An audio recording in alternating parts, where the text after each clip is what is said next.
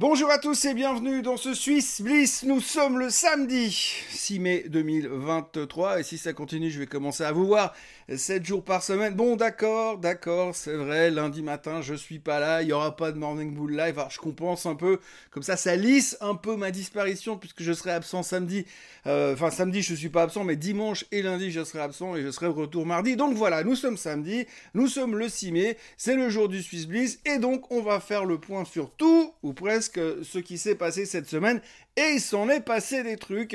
Il y a pas mal de choses à aborder. Alors on va attaquer comme d'habitude avec le point de situation, les performances, le petit point technique. Et puis on terminera ensuite avec les titres de la semaine et la salade de la semaine.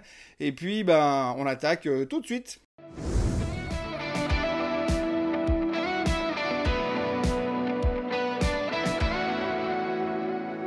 Le point de situation donc qui commence par la Fed qui a donc monté les taux de 0,25%, qui a laissé entendre que pour l'instant ils étaient en pause et qui a éventuellement peut-être par la suite ils pourraient prendre une autre direction pour les taux d'intérêt, mais on ne sait pas laquelle, donc c'est pas très clair de savoir s'il va exclure complètement la possibilité de monter encore les taux, ou alors est-ce qu'il va repartir dans la direction baissière, ce qu'on aimerait bien. En tous les cas, une chose qu'il a exclue, c'est qu'une baisse des taux n'aura pas lieu en 2023. Ça fait des mois qu'il laisse entendre ce genre de choses et qu'il le dit clairement. Quand je dis il, c'est bien sûr Monsieur Powell. Mais ça fait quand même des mois qu'il y a plein de gens autour qui disent non, mais il va quand même commencer à baisser les taux au mois de septembre. Pour l'instant, ça a l'air de se reculer, de s'éloigner toujours un petit peu plus. Mais c'est pas grave. Le marché semble en avoir cure puisque globalement, il semble assez satisfait par le discours de la Fed. Même si on n'a toujours pas réglé la problématique, et bien évidemment, de l'éventuelle récession. Mais ça aussi, ça fait partie des choses qu'on aime bien laisser sous le tapis en se disant on va faire comme si ça n'existait pas, et puis on verra bien comment ça se produira le moment venu. Alors c'est vrai, comme je vous l'ai dit, mon discours est un peu négatif en ce moment, je suis un peu prudent par rapport à ce que j'entends, mais ça rejoint aussi le fait qu'effectivement on a eu également cette semaine les NFP. Hier, vendredi, nous avons eu les chiffres de l'emploi nettement meilleurs qu'attendus, c'est formidable, la croissance de l'emploi, la grande économie américaine qui cartonne, c'est extraordinaire, tout le monde était très content. Et puis alors, par contre, il y a quand même 2-3 points négatifs, parce que ça veut quand même dire que si l'emploi est toujours assez fort, ça laisse quand même la fenêtre ouverte à la Fed pour monter les taux, parce qu'ils aimeraient voir vraiment l'emploi ralentir, ce qui n'est pas du tout le cas pour l'instant. Et puis de l'autre côté, eh bien, ça laisse aussi supposer que c'est pas comme ça qu'on va vraiment avoir une baisse des taux dans l'immédiat. Et donc on se pose quand même 2-3 questions. Les gens étaient très contents vendredi soir de l'effet NFP. D'ailleurs, la plupart des indices terminent en hausse, évidemment. Tout le monde était content. On le verra tout à l'heure sur le graphique de la Suisse, entre autres, qui finit au plus haut, des plus hauts, des plus hauts, des plus hauts. Nous sommes merveilleux, nous sommes extraordinaires. Merci le Conseil fédéral, merci la BNS, merci la FINMA, merci à tous. Enfin voilà. Grosso modo, ce qu'il faut retenir aujourd'hui, c'est qu'effectivement, eh bien, on a interprété les bons chiffres de l'emploi comme étant une bonne nouvelle. Bien que si on réfléchit un tout petit peu plus loin que le bout de notre nez, c'est pas une si bonne nouvelle que ça, mais une chose après l'autre, on sait tous qu'on n'est pas capable de gérer plusieurs informations en même temps. Après, petit détour extrêmement rapide sur les chiffres du trimestre, globalement, tout va plutôt pas mal. Les chiffres importants qui doivent être bons sont bons, on l'a vu sur Apple cette semaine. Néanmoins, à l'intérieur, on voit quand même qu'il y a pas mal d'autres sociétés qui se méfient, qui sont prudents pour la suite. Donc on a encore probablement quelques trimestres qui vont être compliqués, mais qui vont aussi permettre de garder les attentes assez basses, donc de ne pas avoir trop de déceptions. Et donc ça, c'est relativement important pour l'instant, mais rien de spécial. La grosse partie des chiffres trimestriels sont derrière nous. On va encore avoir des grands noms comme Nvidia ces prochains temps, bien sûr, mais au dehors de ça, le gros du gros est déjà sorti. Et il n'y a rien eu de catastrophique, mais c'est vrai, comme on le dit encore une fois régulièrement, vu que les attentes étaient extrêmement basses, c'est pas non plus un exploit que l'on vient de vivre, et on le verra d'ailleurs sur certains titres suisses qui ont battu les attentes aussi, mais sur des attentes qui étaient tellement pourries que finalement c'est pas compliqué de faire moins pire. Le plafond de la dette, j'en parle ou j'en parle pas? Non, je vais pas en parler trop dans Swiss Bliss, mais on est toujours inquiet, le niveau des CDS ne cesse d'augmenter, donc le stress est toujours là, et les gros investisseurs qui savent, qui sont un peu plus au courant que nous en général, eux, ils sont en train de se protéger, donc je sais pas ce qu'ils savent, ou en tout cas peut-être pas les trucs qui sont officiels, mais pour l'instant, on n'est pas prêt, on n'est pas en train de se diriger vers un accord. On sait qu'il y a le 9 mai, il y aura un meeting entre M. Biden et les républicains pour essayer de trouver une solution. Mais pour l'instant, c'est pas vraiment la direction du Blue Sky qui se présente à nous, donc il faudra faire un tout petit peu attention sur ce sujet dans les jours et les semaines qui viennent. Après, on peut aussi parler des résistances, hein. On verra sur les graphiques tout à l'heure, on est à des niveaux où on est haut, on est monté vite, mais on arrive à des niveaux où on manque un peu de dynamisme. Et aux États-Unis, on parle toujours beaucoup de cette résistance des 4200 qui ne veut pas céder, puisque j'en ai parlé, je crois, dans le Morning Bull d'hier, où on en est quand même à la 15e fois qu'on teste la résistance des 4200 et qu'on n'arrive pas à passer. Et même hier, avec les excellents chiffres de l'emploi, on n'a pas réussi à terminer au-dessus des 4200 pour la semaine, ce qui aurait été un énorme soulagement, puisque dans le cas présent, on aurait été au début d'un nouveau bull market. Et puis autrement, il y a un truc qui vient toujours un petit peu déranger, enfin qui me dérange toujours beaucoup, c'est le graphique de la vol qui est toujours au fond du bac, qui ne bouge plus, et l'indice Greed and Fear, enfin cet indice qui dit où les gens ils ont peur, où ils ont confiance. Et aujourd'hui, l'indice de la confiance est en train de monter, et c'est ce qui est assez phénoménal aujourd'hui, parce que quand vous regardez la big picture, quand vous regardez ce qu'on vit aujourd'hui au niveau social, au niveau économique, au niveau tension géopolitique, etc., etc., je peux en parler pendant des heures, eh bien vous voyez que finalement les gens, ils ont peur de rien. Tout ce qu'ils veulent, c'est greed is good, making pognon, et ça s'arrête là. Et donc on a vraiment un truc assez impressionnant de ce côté-là, puisqu'on a plutôt l'impression que les gens, ils ont peur de rater le nouveau bull market, plutôt que de se prendre éventuellement une claque monumentale, parce qu'on se rend compte que le marché est en récession, que les tensions politiques sont ingérables, et que finalement, pendant quelques années, ça va être compliqué. Non, pour l'instant, on vit dans une espèce de conte de fées. J'ai un peu l'impression qu'on est dans le manège de Disney. Je sais pas ceux qui ont été à Disney. Vous savez, ce manège en bateau où vous passez dans un tunnel où il y a plein de petits personnages qui chantent. J'ai un peu l'impression qu'on est dans ce monde-là et que finalement, pour l'instant, plus personne n'a peur de rien. Et moi, ça me fout les jetons. On attaque tout de suite avec les performances de la semaine. Vous voyez que l'or et l'argent vont plutôt bien, ça remonte gentiment, ça progresse, c'est les winners de la semaine. Le Nikkei qui suit derrière parce qu'on espère toujours que finalement ils vont commencer par baisser les taux. Et la Suisse qui est là en embuscade avec 1% de performance sur la semaine. C'est de la folie, j'ai l'impression d'être à Europa Park dans les grands 8, c'est spectaculaire. Et puis le reste, eh bien, il n'y a pas de quoi ça la ramener la nuit, hein, puisque 0,7% sur le Dow Jones Transportation, 0,6% sur le Bovespa, 0,4% sur les semi-conducteurs, le Bitcoin, 0,4%, il nous a habitués à mieux ces derniers temps, et le Nasdaq, 0,07% de hausse, de la folie, et le CAC est en baisse, ça c'est un choc thermique pour plein de gens, d'ailleurs ça fait, je crois que c'est la première semaine de l'année où ils finissent la semaine en baisse, et puis autrement, eh bien, on a le crude oil, le pétrole qui se prend 7% dans la semaine. Alors le pétrole, c'est toujours assez rigolo à dire, puisque finalement, si vous analysez les rapports qui ont été publiés sur le pétrole durant la semaine, eh bien la raison principale de la baisse sur le pétrole, c'est simplement le fait que les gens ont peur de la récession. Alors c'est marrant parce que les gens ont peur de la récession sur le pétrole et ils vendent le pétrole à cause des risques de récession. Par contre, ils achètent les titres parce que tout va bien, madame la marquise. Le SMI, les winners de la semaine, eh bien c'est à cause des résultats et de l'interprétation de ces derniers. En tout cas, c'est le cas entre Logitech et Lonza. Et puis Novartis en 3e position avec 2,28% de performance qui, eux, ont été upgradés par plusieurs personnes depuis une semaine. Alors Novartis devient un peu le nouveau chouchou de la pharma. Roche s'accroche au wagon, mais c'est difficile pour eux pour l'instant. Ils souffrent toujours de ce manque de revenus de la part du Covid. On aurait presque à souhaiter que ça revienne du côté de Roche. Et puis le reste, eh bien, on voit Swiss Life qui perd 6,5%. C'est pas grave, vous inquiétez pas, c'est le dividende. J'y reviendrai en fin de présentation. Et puis Swisscom qui baisse de 1,24%. Ça aussi, j'y reviendrai tout à l'heure. Quant à l'UBS et au Crédit Suisse, eh bien, entre l'UBS qui annonce l'intention de boucler ce takeover d'ici cet été, et puis finalement pas mal de choses, comme quoi il y aura encore des petits trucs écrits en tout petit caractère dans les contrats qui pourraient faire bouger les choses. Eh bien, ça occupe un tout petit peu les gens pour l'instant. Petit point graphique de la semaine, vous voyez donc le SMI qui termine au plus haut depuis bien longtemps, puisqu'on a cassé nettement la résistance que nous avions marquée à l'époque sur les 11 490 et des poussières, et nous étions au mois de janvier, qui se situe ici, qui correspondait effectivement à cette tendance que j'avais dessinée depuis un bon moment. Et donc, nous avons cassé, c'est un nouveau record intermédiaire, on va dire, puisqu'on a terminé au-dessus des 11 500. C'est donc la porte ouverte à toutes les fenêtres. La grande question que l'on peut se poser, c'est où est-ce que va aller le SMI? Alors, on a notre Golden Cross ici, donc normalement, les deux moyennes là devraient commencer à s'écarter. On a un target évident pour aller chercher le prochain top à 12 642, mais là, de là à faire monter le SMI de 1000 points, je me pose des questions quand même. La première étape, ce sera de rentrer dans le canal haussier qu'on a dessiné depuis un moment, qu'on voit ici. Donc, il faudrait qu'on vienne chercher les 11 800 maintenant. La grande question que l'on va se poser sur le SMI, c'est qui sera capable de tirer l'indice à l'intérieur de l'indice. Les banques ne valent plus grand-chose, les assurances, on s'en fout complètement. Reste finalement Nestlé, Novartis et Roche. Novartis a déjà fait un mouvement spectaculaire ces derniers temps.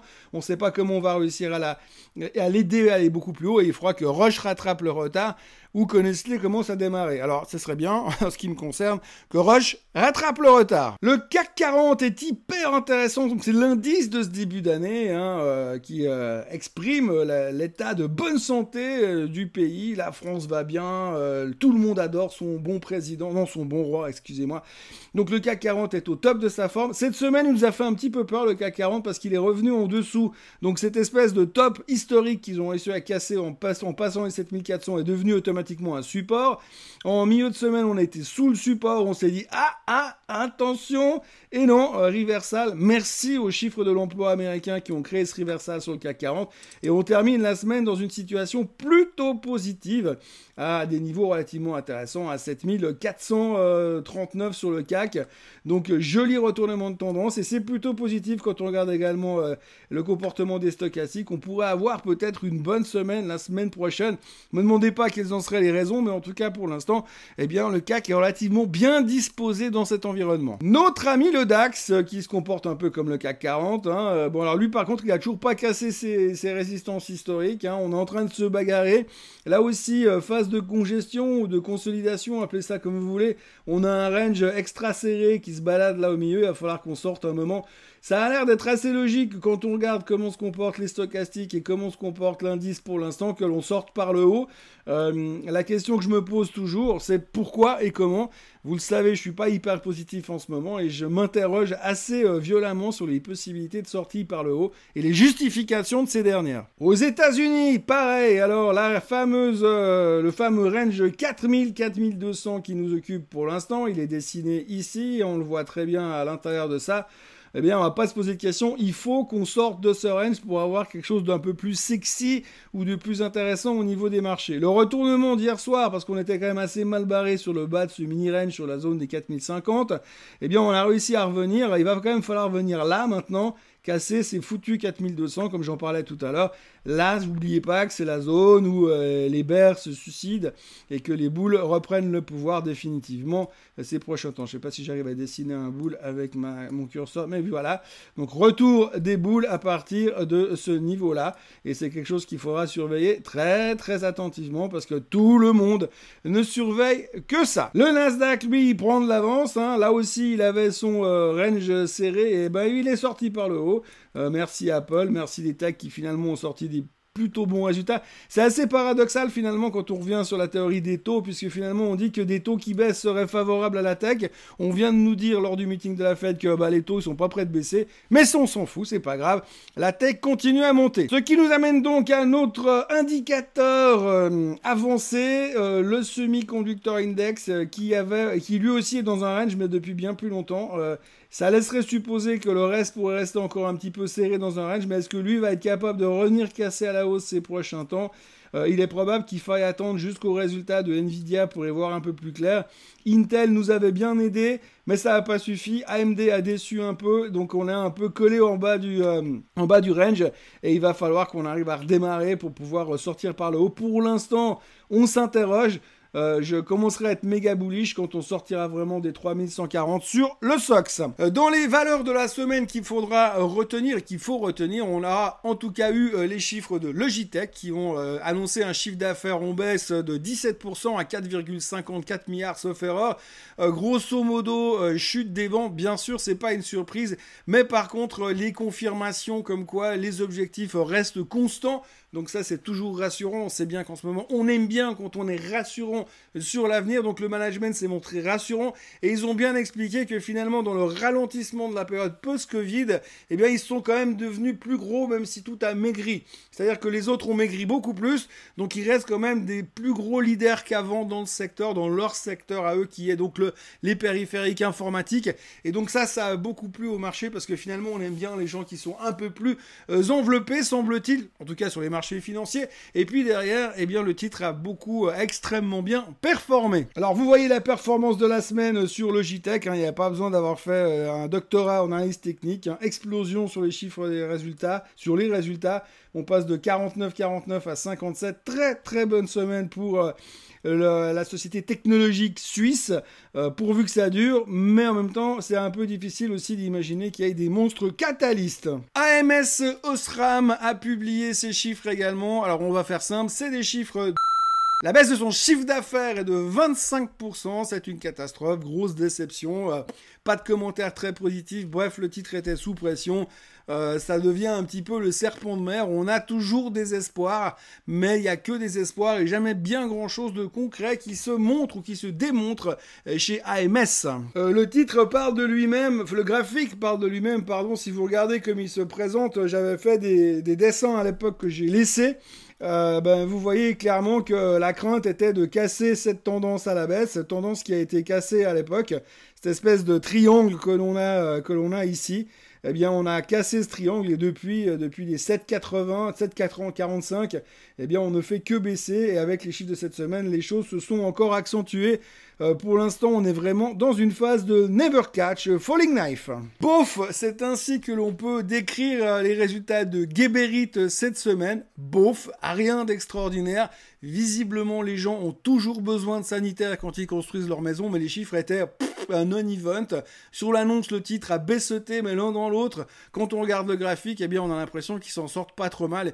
Il faut surtout retenir encore une fois que là aussi, ils ont annoncé des objectifs plutôt constants pour le reste de l'année. Donc, on est plutôt rassuré. Ça se représente assez bien sur le graphique. D'ailleurs, sur le graphique, quand on le regarde clairement, j'ai presque l'impression qu'on est en train de se préparer gentiment une espèce de coupole comme ça. Il faudra surveiller si ça continue dans cette direction. Je ne serais pas étonné de voir Geberit repartir à la hausse. C'est pas le titre le plus sexy de la planète, hein, bien sûr, mais en même temps, il délivre toujours.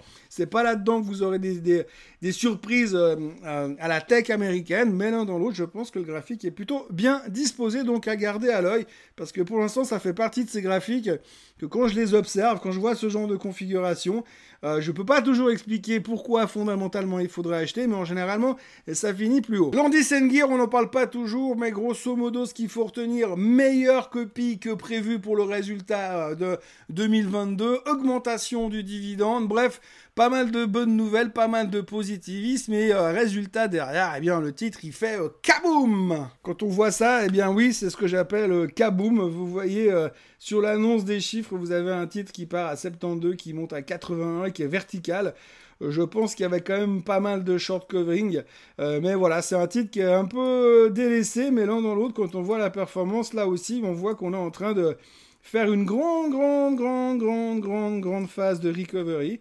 Et si on arrive à passer au-dessus de cette zone des 81 qu'on retrouve également ici, hein, c'est exactement le même point en termes de reversal avant la baisse qu'on a eue au mois de janvier 2021. Si on arrive à passer en dessus, il y aura des gaps à aller combler. Alors, je ne vais pas en train de me dire qu'il faut acheter ici pour jouer les 20 derniers pourcents, mais c'est plutôt rassurant et les commentaires étaient enthousiasmants en tous les cas. Autrement, on a encore Straumann qui a vu ses recettes stagner, mais plutôt positif et plutôt encourageant pour la suite, donc ça se passe plutôt pas mal pour Straumann. Vous voyez que la reconstruction de Straumann, là aussi, son mauvais jeu de mots par rapport aux dents est plutôt positive, hein, croisement de moyenne mobile des 50 jours ici, la tendance de fond est bien établie, donc je pense que pour quelqu'un qui veut faire de l'investissement long terme sur cette thématique-là, je pense que les achats sur le bas du range pour jouer l'ascension continue sera pas mal, avec un point de sortie en coupant si jamais on venait à casser cette tendance haussière. C'est assez facile ou assez prudent, rationnel à jouer. Et puis alors, Swisscom qui a publié des résultats, grosso modo, conformes aux attentes, bénéfice net en recul de 1,1% à 442 millions de francs suisses. Et puis alors, surtout, à l'intérieur des chiffres, ce qu'il faut retenir, c'est que les gars, ils ont annoncé qu'ils excluaient pas de relever les prix à l'avenir, les prix des communications téléphoniques. Je ne sais pas si vous avez déjà comparé le prix d'un abonnement Swisscom avec le reste du monde. Je suis même encore surpris que Swisscom nous file pas des lingots à chaque fois qu'on paye une facture, tellement c'est cher et tellement c'est... après dire... En tout cas, qu'en comparant le reste du monde, eh bien, c'est franchement gonflé de venir dire qu'ils vont encore monter les prix sur les abonnements Swisscom qui sont déjà une ligne de catastrophe. Pas le droit de dire le mot, mais ça me démange un tout petit peu. Voilà, donc en gros, Swisscom a publié des chiffres corrects, rien d'extrêmement sexy. Le titre, ça vaut même pas la peine de regarder le chart, il est toujours sur sa tendance haussière, c'est un peu l'ennui exprimé sous forme graphique. Et ça va plutôt pas mal, un peu mieux pour eux que pour le montant des factures de leurs clients. Autrement, on terminera avec la salade des news du jour. On retiendra tout d'abord les bons chiffres d'Adecco, mais le titre était un peu sous pression à cause des nouvelles sur Manpower qui étaient un peu moins bonnes. Le problème avec Adecco, c'est qu'ils sont toujours connectés et corrélés avec ce qui se passe sur les résultats de Manpower. Donc ils profitent jamais des bonnes choses et jamais des mauvaises choses. Enfin, aussi, surtout des mauvaises choses, on va dire. Et donc du coup, c'était un petit peu plus compliqué à cause de ça. Mais globalement, si on regarde les chiffres bruts, c'était pas mauvais. Chez Swiss Re, les chiffres étaient OK, en attente, en ligne, pas de problème. Rien à dire de ce côté-là, il n'y avait pas vraiment de réaction sur le marché, mais Swiss Re, à mon avis, ça reste toujours un gros payeur de dividendes. Aujourd'hui, il vaut mieux avoir des obligations Swiss Re ou des actions Swiss Re pour encaisser le dividende, plutôt qu'avoir de l'OAT français, vu qu'elles étaient downgradées par Moody's. Et puis, chez Swiss Life, alors vous inquiétez pas, c'est la pire performance de la semaine, mais ne vous inquiétez pas, ils ont juste détaché le dividende. Aujourd'hui, après détachement du dividende, vous avez un rendement de 5,11% sur le titre et vous avez une tendance haussière qui est parfaitement établie. Pour ceux qui font de l'investissement long terme et qui veulent prendre du dividende, regardez-moi cette assurance, achetez-en un peu et oubliez-la.